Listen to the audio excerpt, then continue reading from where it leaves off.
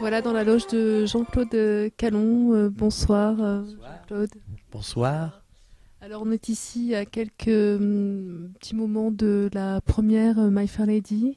Vous interprétez plusieurs rôles dans cette comédie musicale. Qui êtes-vous exactement?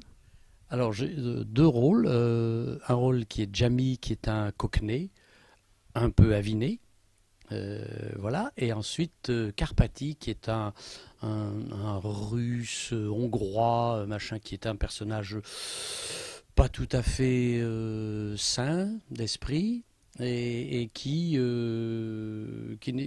essaye aussi d'entourlouper Higgins, qui est le rôle principal, c'est-à-dire de lui prendre des élèves. Voilà, enfin bon, voilà, il est un peu spécial, un peu bizarre celui-là. Alors, comment arrivez-vous à vous métamorphoser dans la peau d'un certain... C'est assez simple finalement, il suffit de se concentrer sur le personnage et de dire bon bah là, il est comme ça, c'est celui-là, on le travaille avant bien évidemment, mais il est comme ça, puis on suit la route en essayant de pas se tromper. Les deux ne se mélangent pas, et d'ailleurs là ils ne peuvent pas se mélanger du tout, mais c'est très intéressant parce que c'est ça le théâtre d'ailleurs, c'est la chance de pouvoir interpréter des personnages différents, d'entrer dans une autre peau à chaque fois. Et c'est ce qui est intéressant. Alors, qu'est-ce que ça vous apporte de plus que dans le cinéma, puisque vous êtes aussi acteur de cinéma? Oui. Oh ben, si vous voulez, les deux disciplines sont... la base est la même, mais les deux disciplines sont un petit peu différentes. C'est-à-dire que au théâtre, on joue d'une façon plus expansive, et au cinéma c'est beaucoup plus interne, hein, à l'intérieur. D'ailleurs, on parle beaucoup moins fort, bien évidemment, au cinéma, donc on joue ce qu'on appelle naturel. Bon, c'est pas toujours, c'est le plus difficile à obtenir, mais on y arrive et c'est assez simple finalement. C'est assez simple finalement. Bon, la différence, c'est que au théâtre, on n'a pas le droit à l'erreur parce que c'est du début à la fin.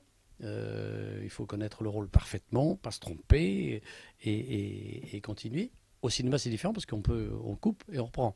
On peut refaire. On peut même faire du mot à mot quelquefois. Mais bon, il vaut mieux pas parce que c'est quand même mieux d'interpréter une scène et de dire le texte qui est écrit. My Fair Lady, c'est une comédie musicale que vous aviez déjà interprétée auparavant ou c'est une première aussi pour vous? C'est une première dans l'interprétation, mais je connais Malferi depuis longtemps. Je l'ai vu au théâtre à New York il y a très longtemps, j'avais adoré. Et puis, j'ai vu au cinéma, bien évidemment, comme beaucoup de monde. Mais c'est un ouvrage alors là, on peut vraiment dire que c'est une comédie musicale, parce que, alors là, tout ce que l'on entend maintenant sur les comédies musicales m'agace profondément, parce que ce ne sont pas des comédies musicales, pardon, mais c'est pas ça du tout. Parce que une comédie musicale, il y a une pièce d'abord. Et là, nous avons la chance d'avoir une pièce qui a été écrite au préalable par Georges Bernard Shaw, donc qui est Pygmalion, hein. Donc ils ont pris Pygmalion, ils l'ont adapté en musical, ils ont mis la musique dessus avec des couplets et musique de Lowe est merveilleusement écrite, qui est un grand compositeur, et ça fonctionne très très bien. Les deux fonctionnent très très bien. La comédie musicale, c'est justement la liaison entre la comédie et la musique. Et c'est ça qui est intéressant, qu'il n'y ait pas de hiatus, si vous voulez, entre le côté parlé et le côté chanté. Il faut que ça reste de la même veine. Naturellement. Et c'est ça qui est intéressant. Ce que nous avons actuellement, ce qu'on nous balance, pardonnez-moi, mais sur les écrans et à la radio, c'est pour vendre du disque, il faut le dire. C'est pas, je n'ai rien contre, hein, rien contre, mais ça n'est pas une comédie musicale parce qu'il n'y a pas d'histoire. Alors on fait de l'esbrouf, alors il y a beaucoup de ballets, beaucoup de choses, machin comme ça. C'est pas ça du tout. C'est pas ça. C'est bon. C'est dommage. Mais auparavant, quand on veut, et pourquoi ça marche encore maintenant? Parce que ça fait un peu plus de 30 ans, oui, oui, un peu plus de 30 ans que ça a été créé. Pourquoi ça fonctionne toujours? Parce qu'il y a une histoire vraie et qui touche les humains. Quand on touche à l'humain, on gagne tout le temps. Si on fait un peu n'importe quoi, c'est bon, allez, ça peut peut-être marcher, rapporter un peu d'argent, sûrement, beaucoup même, mais dans la longueur du temps, ça n'apporte pas grand-chose. Voilà, j'ai piqué ma crise. Voilà. Est-ce que vous pensez que c'est une histoire qui peut arriver de nos jours, My Fair Lady? Ah mais au contraire, ça devrait. Ça devrait parce que quand nous entendons tous ces jeunes gens contre lesquels je n'ai rien, pas du tout. J'ai des petits-enfants, moi, bon, aussi. Mais il suffit de savoir bien parler, quoi. Et d'employer le mot juste au bon moment. C'est pas plus difficile que ça. Et l'histoire de Pygmalion, c'est ça. C'est une jeune fille qui est prise dans la rue. Lui est professeur, il est fou parce qu'il veut. C'est un pari qui paraît pas gagné d'avance.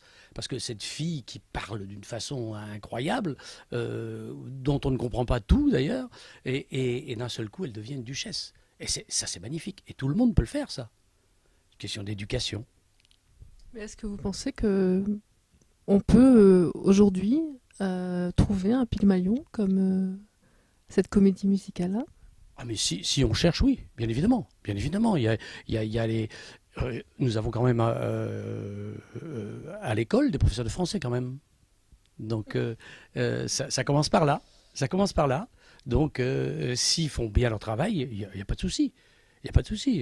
Et c'est pas être has-been, comme on dit maintenant, hein, de bien parler le français et de reprendre et de leur apprendre ça.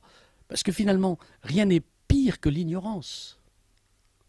Et nous péchons tous par ignorance à un moment donné. Donc voilà.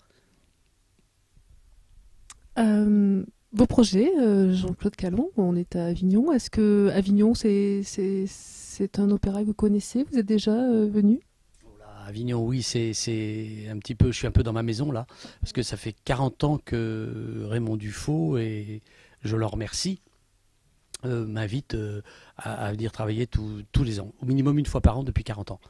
Donc c'est formidable. Et puis j'adore. Bon, le personnel est encore un personnel qui sait ce qu'il fait ici. C'est quand même intéressant, ce qui n'est pas valable partout non plus. Mais Avignon, c'est une ville que j'aime beaucoup. C'est presque ma deuxième ville, si vous voulez.